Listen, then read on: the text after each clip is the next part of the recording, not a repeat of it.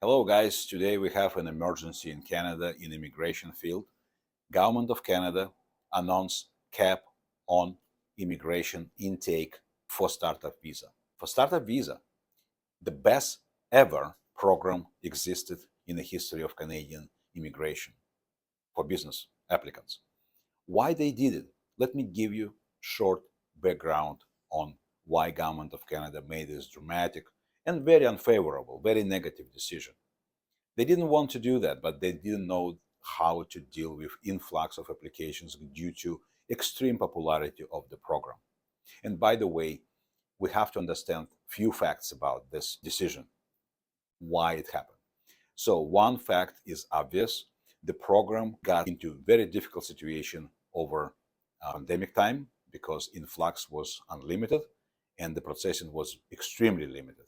That's why the normal situation of a backlog appeared. It's like a bottleneck effect, right? So that's one. The second reason was rather very interesting. Why? Because the Government of Canada observed, and over the years, multiple cases occurred when Government of Canada came across abuse of the system. We always very, very selectively choose angels or venture capitalists or incubators who our client can work with. We check in reputation, the background, the due diligence level, and everything related to authentic involvement in a program. What other people did, we don't know. We don't want to judge. But apparently, Government of Canada came across numerous cases of abuse, frauds, and people most of the time limited themselves to rubber stamping a letter of support, unlimited amount with no background check, no due diligence, and without any proper instructions to the clients.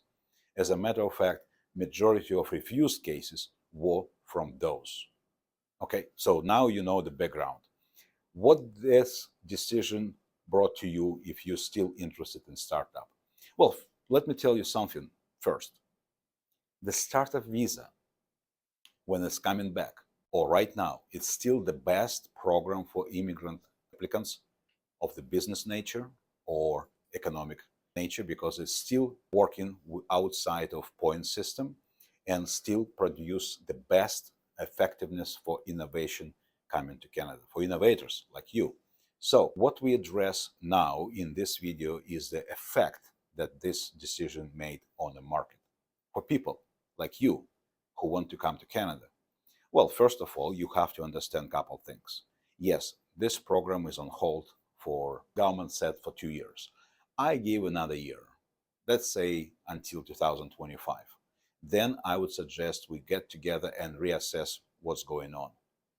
Second, why they put the cap for 2 years and why they put the cap at all, why don't close the program? Because the program is extremely good. It's the best. How they can close it? It's the best program to select independent entrepreneurs with innovative ideas coming to Canada with the support of local investors. Nothing come close. But if you're impatient, if you really want to move to Canada as soon as possible, what can you do? Well, there is still alternatives. Sometimes we're not in favor of some. We have higher standards for some, and then we definitely don't like some, but they exist. You can talk to us and take consultation. You can have a link below. Definitely we can assess your options, but you have to prepare for point system one. Then we have to prepare to present your net worth because all other programs definitely go into your net worth background check. Second, you have to definitely be prepared to invest a lot of money because let's say provincial nominee program across the board, if you come in as an entrepreneur, open your business, we're talking about probably around $1 million investment. If it's affordable to you, of course, welcome. We can talk, we can plan, we can process, we can help you to come here. Also, we're talking about people who would like to transfer their business operation here. Yes, on a temporary basis. Many countries work like that. Canada was an exemption to common standing of immigration for business people. You have to move to Canada, to the country, like US, for example. You move under E2 visa, you establish your business, you show what you can do, and then you apply through investors program just to get your status in the US. Same here. Now, if you want to move Canada as soon as possible, you can open business, transfer your funds, or develop operation, prove that you can do it, and then consider yourself transfer it to startup or any other investment program, if those programs will exist at the time. So, strategy. What to do now with this limitation on startup? Well, I guess first, get a consultation. Plan. Build a strategy of transferring yourself, your business, and your family to Canada. Strategize. Then, when you have a strategy, take some time to develop tactical moves. How you want to do this, with who, where, which city, which province, what amount of capital you want to dedicate, how fast you want it.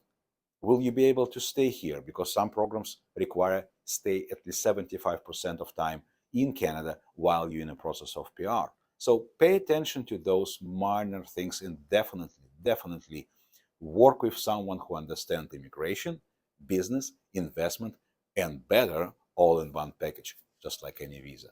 Stay safe, like, share, subscribe, and you will be fine.